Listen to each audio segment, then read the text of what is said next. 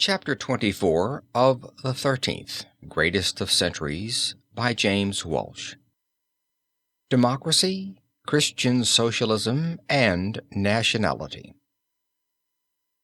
Democracy is a word to conjure with, but it is usually considered that the thing it represents had its origin in the modern world much later than the period with which we are occupied. The idea that the people should be ready to realize their own rights, to claim their privileges, and to ask that they be allowed to rule themselves, is supposed ordinarily to be a product of the last century or two. Perhaps in this matter more than any other does the 13th century need interpretation to the modern mind, yet we think that after certain democratic factors and developments in the life of this period are pointed out, and their significance made clear, it will become evident that the foundations of our modern democracy were deeply laid in the 13th century, and that the spirit of what was best in the aspiration of people to be ruled by themselves, for themselves, and of themselves, had its birth in this precious seed time of so much that is important for our modern life. Lest it should be thought that this idea of the development of democracy has been engendered merely in the enthusiastic ardor of special admiration for the author's favorite century, it seems well to call attention to the fact that historians in recent years have very generally emphasized the role that the 13th century played in the development of freedom. A typical example may be quoted from The History of Anglo-Saxon Freedom by Professor James K. Hosmer, who does not hesitate to say that, quote, while in England representative government was gradually developing during this century, in Germany the cities were beginning to send deputies to the imperial parliament, and the Emperor Frederick II was allowing a certain amount of representation in the government of Sicily. In Spain, Alfonso the Wise of Castile permitted the cities to send representatives to the Cortes, and in France this same spirit developed to such a degree that a representative parliament met at the beginning of the 14th century. Close quote. In none of these countries, however, unfortunately, did the spirit of representative government continue to develop as in England, and in many of them the privileges obtained in the 13th century were subsequently lost. Certain phases of the rise of the democratic spirit have already been discussed, and the reader can only be referred to them now with the definite idea of recognizing in them the democratic tendencies of the time. What we have said about the trade guilds constitutes one extremely important element of the movement, which will be further discussed in this chapter. After this comes the guild merchant in its various forms. After all, the Hanseatic League was only one manifestation of these guilds. Its widespread influence in awakening in people's minds the realization that they could do for themselves much more and secure success in their endeavors much better by their own united efforts than by anything that their accepted political rulers could do, or at least could do for them, will be readily appreciated by all who read that chapter. Hansa must have been a great enlightener for the Teutonic peoples. The history of the League shows over and over again their political rulers rather interfering with than fostering their commercial prosperity. These rulers were always more than a little jealous of the wealth which the citizens of these growing towns in their realm were able to accumulate, and they showed it on more than one occasion. The history of the Hansa towns exhibits the citizens doing everything to dissemble the feelings of disaffection that inevitably came to them as the result of their appreciation of the fact that they could rule themselves so much better than they were being ruled, and that they could accomplish so much more for themselves by their commercial combination with other cities that had ever been done for them by these hereditary princes, who claimed so much yet gave so little in their turn. The training in self-government that came with the necessities for defense as well as for the protection of commercial visitors from other cities in the League who trustfully came to deal with their people was an education in democracy such as could not fail to bring results. The rise of the free cities in Germany represents the growth of the democratic spirit down to our own time better than any other single set of manifestations that we have. The international relations of these cities did more, as we have said, to broaden men's minds and make them realize the brotherhood of man in spite of national boundaries than any other factor in human history.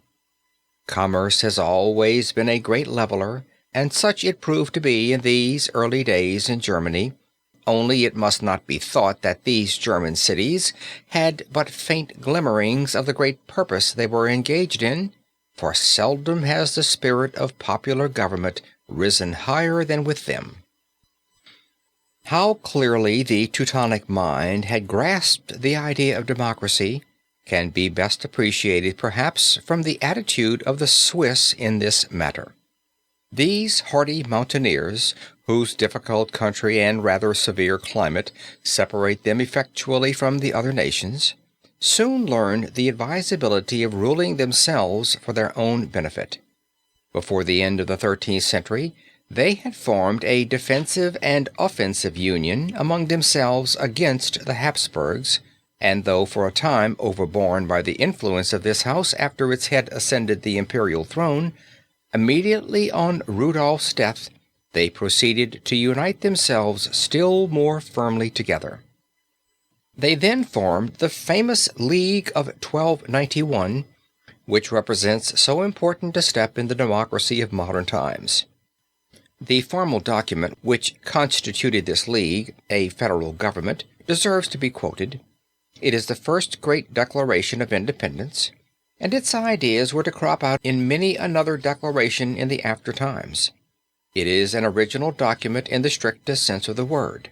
It runs as follows, quote, "Know all men that we, the people of the valley of Uri, the community of the valley of Schwyz, and the mountaineers of the lower valley, seeing the malice of the times, have solemnly agreed and bound ourselves by oath to aid and defend each other with all our might and main, with our lives and property, both within and without our boundaries, each at his own expense, against every enemy whatever who shall attempt to molest us, either singly or collectively. Whoever hath a lord, let him obey him according to his bounden duty. We have decreed that we shall accept no magistrate in our valleys who shall have obtained his office for a price, or who is not a native or resident among us. Every difference among us shall be decided by our wisest men, and whoever shall reject their award shall be compelled by the other confederates. Whoever shall wilfully commit a murder shall suffer death, and he who shall attempt to screen the murderer from justice shall be banished from our valleys. An incendiary shall lose his privileges as a free member of the community, and whoever harbors him shall make good the damage. Whoever robs or molests another shall make full restitution out of the property he possesses among us. Everyone shall acknowledge the authority of a chief magistrate in either of the valleys. If internal quarrels arise, and one of the parties shall refuse fair satisfaction, the confederates shall support the other party. This covenant for our common weal shall, God willing, endure forever." Close quote. In England, democracy was fostered in the guilds which, as we have already seen in connection with the cathedrals, proved the sources of education and intellectual development in nearly every mode of thought and art. The most interesting feature of these guilds was the fact that they were not institutions suggested to the workmen and tradesmen by those above them, but were the outgrowth of the spirit of self-help and organization which came over mankind during this century. At the beginning, they were scarcely more than simple, beneficial associations meant to aid in times of sickness and trial, and to make the parting of families and especially the death of the head of the family not quite so difficult for the survivors, since affiliated brother workmen remained behind who would care for them. During this century, however, the spirit of democracy, that is, the organized effort of the people to take care of themselves, better their conditions, and add to their own happiness, led to the development of the guilds in a fashion that is rather difficult for generations of the modern time to understand, for our trades unions do not, as yet at least, present anything that quite resembles their work in our times. It was because of the effective social work of these guilds that Urbain Goher, the well-known French socialist and writer on sociological subjects, was able to say not long ago in the North American Review, quote, "When the workmen of the European continent demand the 3/8, 8 hours of work, 8 hours of rest and refreshment, physical and mental, and 8 hours of sleep, some of them are aware of the fact that this reform already exists in the Anglo-Saxon countries, but all are ignorant of the fact that during the Middle Ages, in an immense number of labor corporations and cities, a workday was often only 9, 8, or even 7 hours long. Nor have they ever been told that every Saturday and on the eve of over 24 holidays, work was stopped everywhere at 4 o'clock." Close quote. The Saturday half-holiday began, it may be said, even earlier, namely at the Vesper hour, which, according to medieval church customs, was sometime between 2 and 3 p.m., and the same was true of the vigils, as the eves of the important church festivals were called.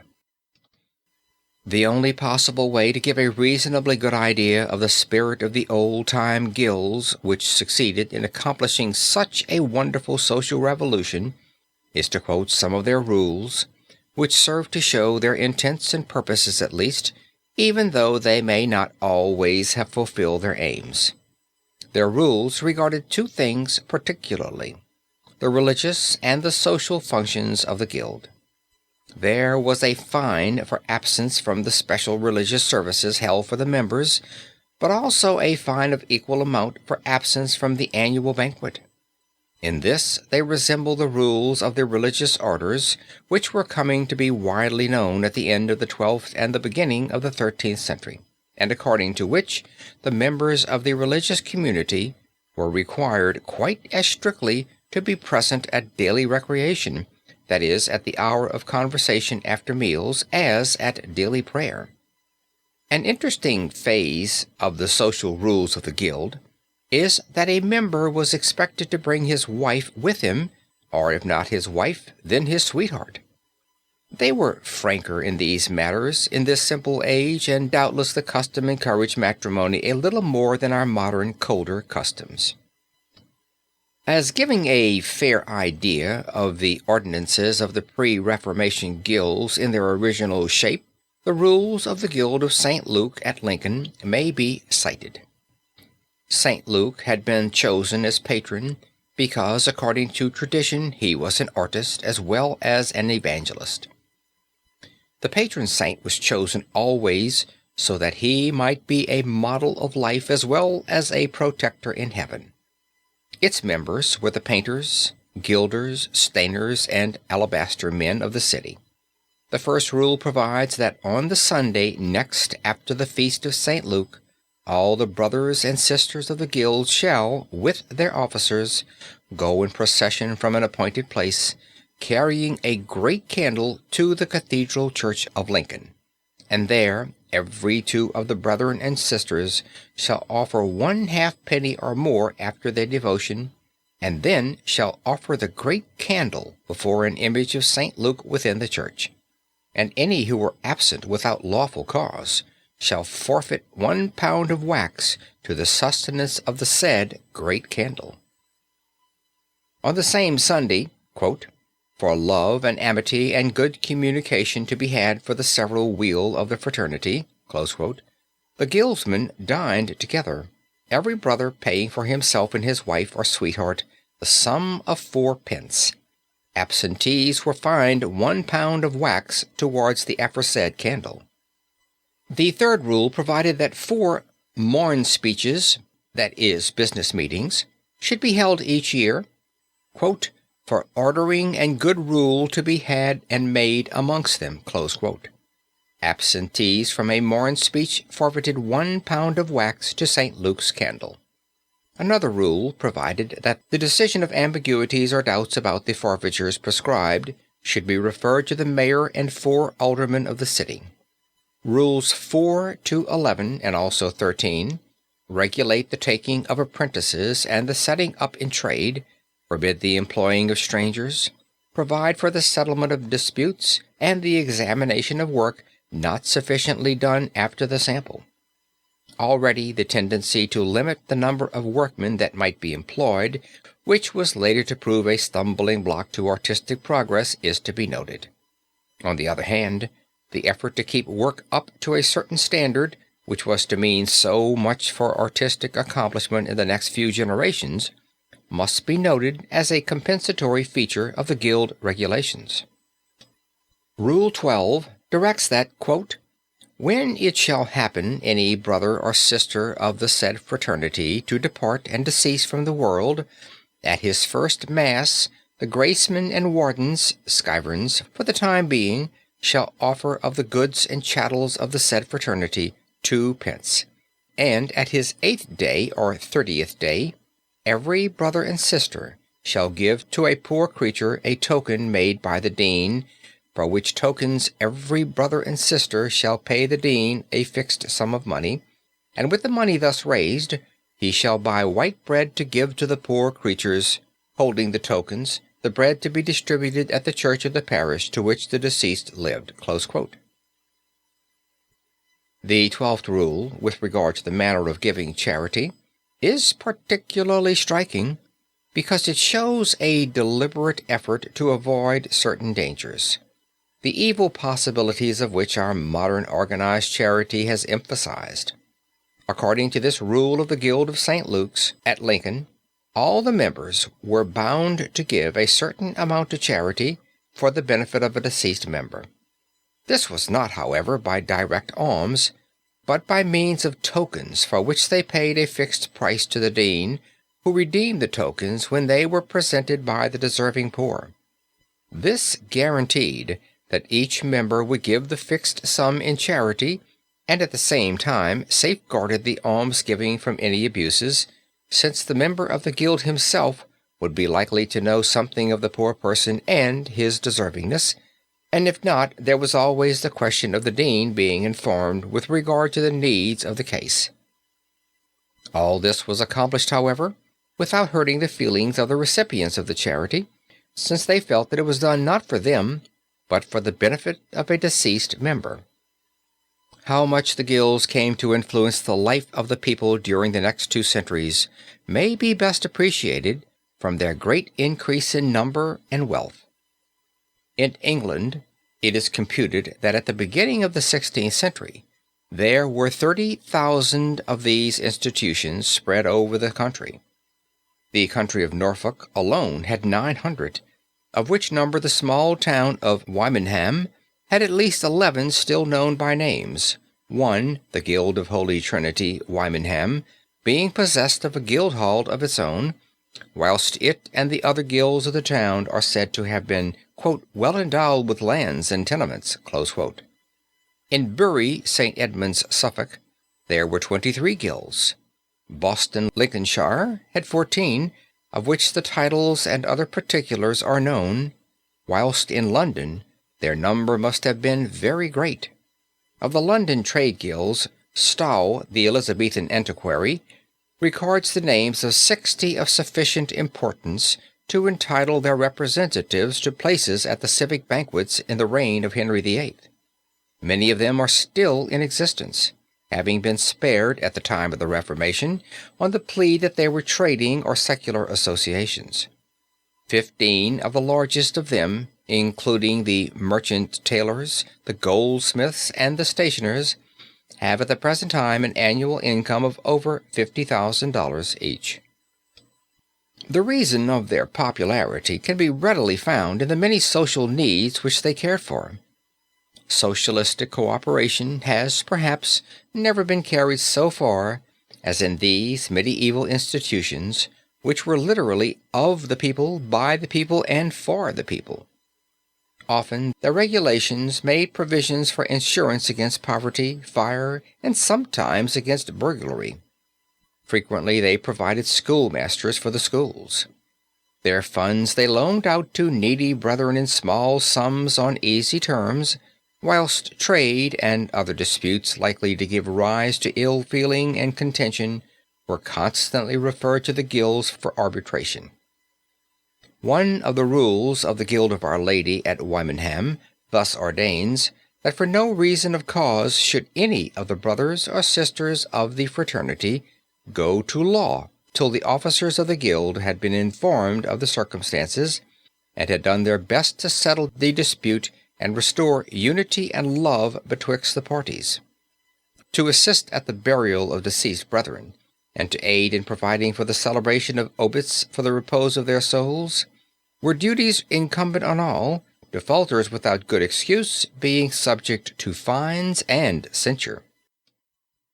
It must not be thought that these tendencies to true democracy were confined to the trade guilds, however. The historian of the merchant guilds has demonstrated that they had the same spirit, and this was especially true for the great guild merchant. He says, quote, "To this category of powerful affinities must be added the guild merchant. The latter was from the outset a compact body emphatically characterized by fraternal solidarity of interests, a protective union that naturally engendered a consciousness of strength and a spirit of independence. As the same men generally directed the councils of both the town and the guild, there would be a gradual, unconscious extension of the unity of the one to the other, the cohesive force of the guild making itself felt throughout the whole municipal organism. But the influence of the fraternity was material as well as moral. It constituted a bond of union between the heterogeneous soaks, classes of tenants, of a borough. The townsmen might be exclusively amenable to the courts of different lords, but if engaged in trade within the town, they were all members of one and the same guild merchant. The independent regulation of trade also accustomed the burgesses to self-government and constituted an important step toward autonomy. The town judiciary was always more dependent upon the crown or mesne lord than was the guild merchant." Close quote. Because of the supreme interest in everything connected with Shakespeare, the existence of one of the most important guilds in Stratford has led to the illustration of guilds' works there better than for any English town during this period. The Guild of the Holy Cross was the most important institution of Stratford, and enthusiastic Shakespeare scholars have applied themselves to find out every detail of its history as far as it is now available, in order to make clear the conditions, social and religious, that existed in the great dramatist's birthplace. Halliwell, in his descriptive calendar of the records of Stratford-on-Avon, and Sidney Lee, in his Stratford-on-Avon in the time of the Shakespeares, have gathered together much of this information. Quote, "The guild has lasted," wrote its chief officer in 1309, "for many, many years, and its beginning was from time whereunto the memory of man reaches not." Close quote. Bowden, in his volume on the religion of Shakespeare, has a number of the most important details with regard to Stratford's guild. The earliest extant documents with regard to it are from the reign of Henry III, 1216 to 1272, and include a deed of gift by one William Sade of a tenement to the guild, and an indulgence granted October the 7th, 1270, by Giffard, Bishop of Worcester, of 40 days to all sincere penitents who, after having duly confessed, had conferred benefits on the guild. By the close of the reign of Edward I at the beginning of the 14th century, the guild was wealthy in houses and lands, and the foundation was laid of its chapel and almshouses, which, with the hall of meeting, the Road or Reed Hall, stood where the Guild Hall is at the present day. Edward III and Richard II, during the 14th century, confirmed the rights of the Guild and even added to its privileges. Though it was a purely local institution, the fame of its good works had spread so wide during these next centuries that affiliation with it became a distinction, and the nobility were attracted to its ranks. George, Duke of Clarence, brother of Edward, with his wife and children, and the Earl of Warwick and the Lady Margaret were counted among its members, and merchants of distant towns counted it an honor to belong to it. Later also, Judge Littleton, one of the famous founders of English law, was on its roll of membership. The objects of the Guild were many and varied, and touched the social life of Stratford at every point. The first object was mutual prayer. The Guild maintained 5 priests or chaplains who were to say masses daily, hour by hour, from 6 to 10 o'clock for its members, it being expected that some of them would be present at each of the masses. Out of the fees of the Guild, 1 wax candle was to be kept alight every day throughout the year at every mass in the church before the rood or cross, quote, so that God and our Blessed Virgin and the venerated cross may keep and guard all the brethren and sisters of the Guild from every ill. Close quote. The second object was charity, under which was included all the various works of mercy. The needs of any brother or sister who had fallen into poverty or been robbed were to be provided for, quote, as long as he bears himself rightly towards the brethren. Close quote. When a brother died, all the brethren were bound to follow the body to the church and to pray for his soul at its burial. The Guild candle and 8 smaller ones were to be kept burning by the body from the time of death till the funeral. When a poor man died in the town, the brethren and sisters were, for their soul's sake, to find 4 wax candles, a sheet, and a hearse cloth for the corpse. This rule also applied in the event of a stranger's death, if the stranger had not the necessary means for burial. Nor were the efforts of the Guild at Stratford devoted solely to the alleviation of the ills of mankind and the more serious purposes of life. Once a year, in Easter week, a feast of the members was held in order to foster peace and true brotherly love among them. At this time offerings were made for the poor in order that they too might share in the happiness of the festival time. There was attendance at church before the feasting, and a prayer was offered by all the brethren and sisters that God and our Blessed Virgin and the venerated cross, in whose honor we have come together, will keep us from all ills and sins. This frequent reference to the cross will be better understood if it is recalled that the Guild at Stratford bore the name of the Guild of the Holy Cross, and the figure of the crucified one was one of its most respected symbols, and was always looked upon as a special object of veneration on the part of the members. The thoroughly progressive spirit of the Guild at Stratford will perhaps be best appreciated by the modern mind from the fact that to it the town owed the foundation of its famous free school. During the 13th and 14th centuries, the study of grammar and of the various theoretical branches was not considered the essential part of an education. Gradually, however, there had arisen the feeling that all the children should be taught the groundwork of the vulgar tongue, and that those whose parents wished it should receive education in Latin also. Hence the establishment of grammar schools, that at Stratford being founded for the children of the members of the Guild about the middle of the 15th century. This was only the normal development of the earlier spirit of the Guild, which enabled it to meet the growing social needs of the time.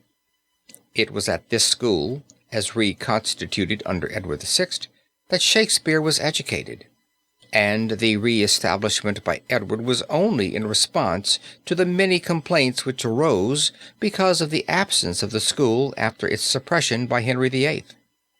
The fact that Shakespeare was educated at an Edward VI grammar school has often been occasion for commentators to point out that it was practically the Reformation in England which led to the establishment of free schools.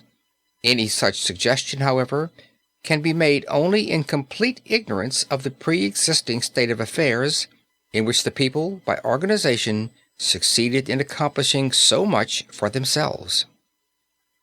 As a matter of fact, the guild at Stratford, as in most of the towns in England, for we have taken this as an example only because it is easier to get at the details of its history, was the most important factor in the preservation of social order, in the distribution of charity, in the providing of education, and even in the maintenance of the security of the life and property of its inhabitants. When it was dissolved in 1547, Stratford found itself in a chaotic state and had to petition Edward VI to reconstitute the guild as a civil corporation, which he did by charter in 1553. After this consideration of the guilds and their purpose and success, it is no wonder that we should declare that the wind of the spirit of democracy was blowing in England and carrying away the old landmarks of absolute government. It is to the spirit thus fostered that must be attributed the marvelous progress in representative government, the steps of which we recall. In 1215, all England united against the odious John Lackland and obliged him to grant the Magna Charta, a declaration of national liberty. In 1257, the provisions of Oxford under Henry III established for the moment the stated recurrence of the great National Council of Parliament. In 1265, under the same prince, the Earl of Leicester admitted to Parliament the knights of the shire and the representatives of the townspeople who formed later the lower house or House of Commons, while those personally summoned to attend by the king from the great nobles formed the upper house or House of Lords.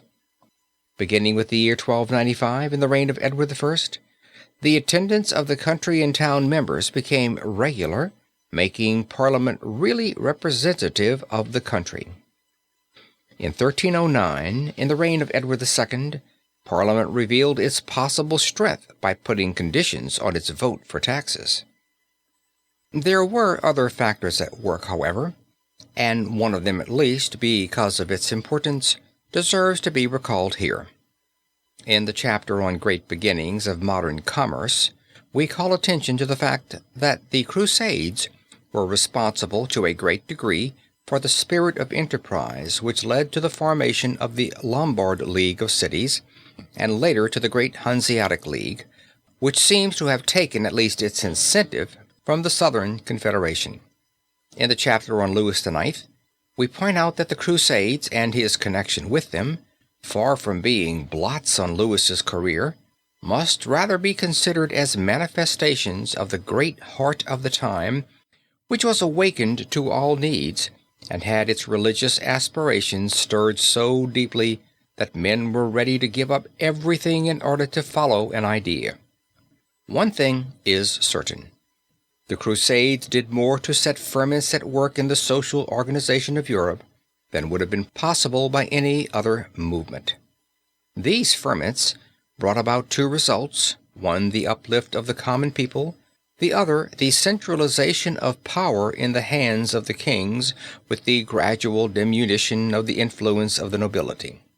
While fostering the spirit of democracy on the one hand, they gave birth to the spirit of nationality and to all that this has accomplished in modern history. Storrs, in his Life of St. Bernard, recently issued, has given expression to this thought in a very striking fashion. He says, quote, "It used to be the fashion to regard the Crusades as mere fantastic exhibitions of a temporary turbulent religious fanaticism, aiming at ends wholly visionary, and missing them, wasting the best life of Europe in colossal and bloody undertakings, and leaving effects only of evil for the time which came after. More reasonable views now prevail, and while the impulse in which the vast movement took its rise is recognized as passionate and semi-barbaric, it is seen that many effects followed which were beneficial rather than harmful, which could not perhaps have been at the time in other ways realized. As I have already suggested, properties were to an important extent redistributed in Europe, and the constitutions of states were favorably affected. Lands were sold at low prices by those who were going on the distant expeditions, very probably as they knew never to return, and horses and armor with all martial equipments were bought at high prices by the Jews, who could not hold land, and the history of whom throughout the Middle Ages is commonly traced in fearful lines of blood and fire, but who increased immeasurably their movable wealth through these transfers of property. Communes bought liberties by large contributions to the needs of their lord, and their liberties, once secured, were naturally confirmed and augmented as the years went on. The smaller tended to be absorbed in the larger often to come more strictly under royal control, thus increasing the power of the sovereign, which meant at the time general laws instead of local, a less minutely oppressive administration, the furtherance of the movement toward national unity.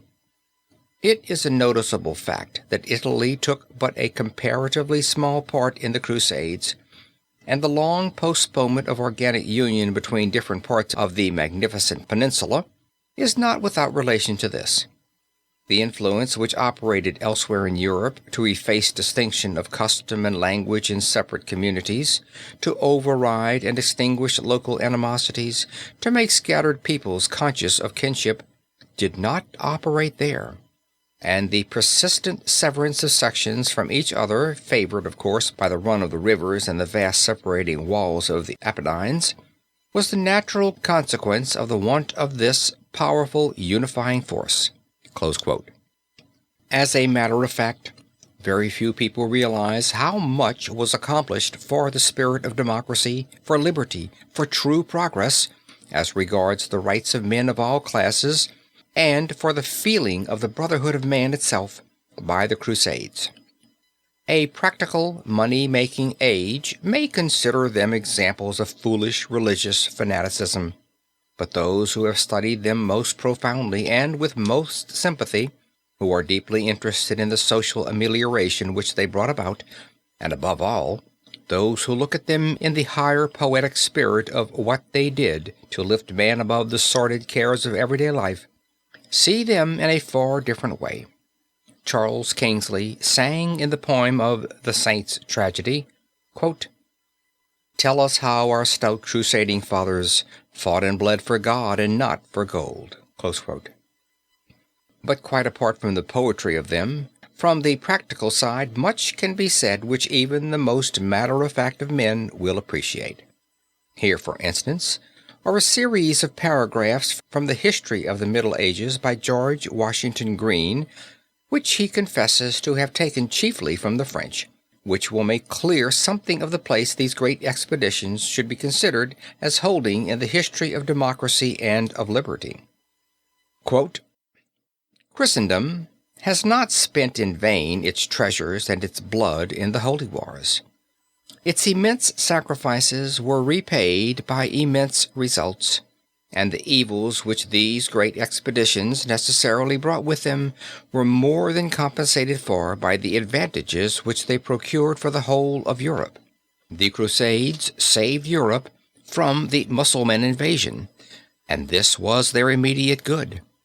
Their influence was felt, too, in a manner less direct, but not less useful.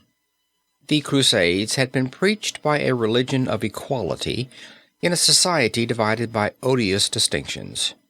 All had taken part in them, the weak as well as the strong, the serf and the baron, man and woman, and it was by them that the equality of man and woman, which Christianity taught, was made a social fact.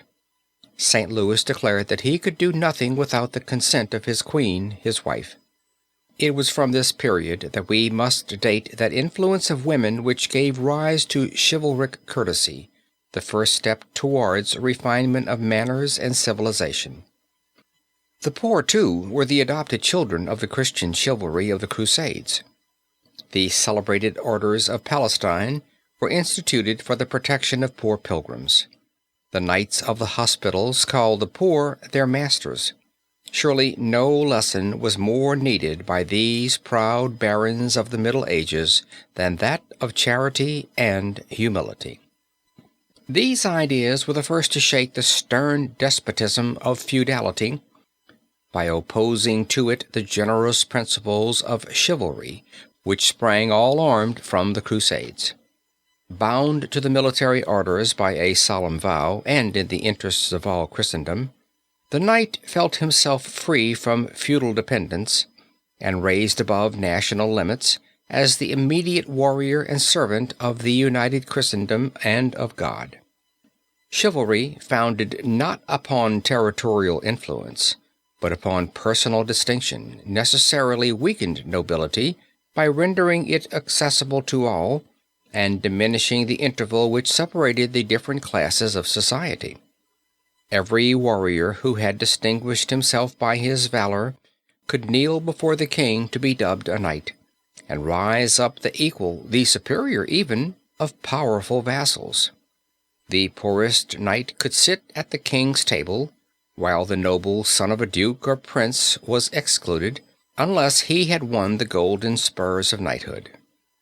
Another way by which the Crusades contributed to the decay of feudalism was by favoring the enfranchisement of serfs, even without the consent of their masters.